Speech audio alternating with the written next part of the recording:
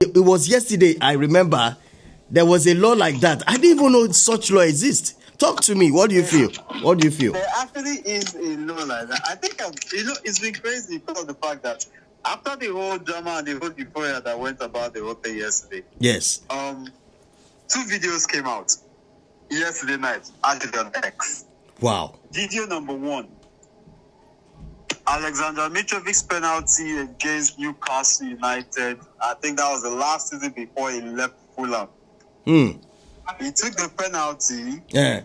He scored, and the referee ruled it off. Hey, Reason why? Okay, tell me. Why he was going to take the penalty, he slipped, and in the process, his shooting foot kicked the ball directly to his standing foot, and it deflected him. At that point, it's a deflection. The rule states that a player is only allowed to touch the ball once during the penalty kick. If the player takes a penalty, touches the ball, and then touches it again before it has been played by another player, the kick is considered invalid, and an indirect free kick is awarded to the opposite. Wait, are you saying the game, the kick cannot be retaken? It cannot be retaken. So you miss. One touch. If it's a normal 90 minutes game, you play that thing and you touch it twice, it's an indirect free kick that will come out. Wow. Good. Wow. So people, but is that your? Do you think, from your own point of view, you watched the game? Did it actually touch the leg? Was it 2 times? You know, it was twice. The reason why is this. Let me explain what caused the whole concern or what caused the whole issue. This was what caused the whole issue about the whole thing yesterday. When he played it the very first time, a lot of people were looking at the view from the front. You get me?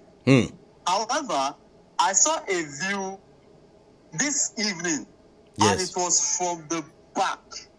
And the lady who was trying to show the video was actually a Madrid fan, and she was feeling like he didn't touch it, but I looked at that thing critically very well. Yeah. When he went for that ball, the standing leg had contact. It's not as if he touched the ball and the ball moved. It was basically on the ball.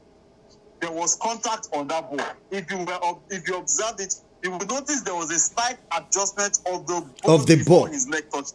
Chai. Yes. That qualifies as a double touch. So based on that, and with the rules, it was invalid. Secondly, the way UEFA's assistant VAR works this season, I think a lot of us have actually seen it. It uses the aid of sensors. If you can remember very well when we were talking about the rules this year with the Champions League, it was mentioned that there will be 20 cameras on the pitch of play. All those cameras are basically put in certain line positions to determine whether a player is actually in an offside position or not. You remember that? Yes. Well, one of those sensors happens to be right on the penalty spot. A lot of people do not know that. So basically, it will detect if there is a touch right on the penalty spot. The reason why they did that was because of penalty kicks to determine whether the ball is actually on the spot or not on the spot. So in that scenario, it was that normally we say there has to be a ball on the chip. There has to be a chip on the ball, to determine whether it crosses the line or doesn't cross the line. Yes. However, the balls that are used in this Champions League do not have the chips on them. Instead, they are using the sensor on the pitch to determine what happens or not. The sensor is not only to determine if a player is actually offside or a part of the body is actually in an offside position or not. It's also to determine if there have been touches on the football itself. You get me? Yeah. That is how they detect whether a ball has gone out of the line for a throwing. And in this case, it was also used to detect if the ball was touched more than once.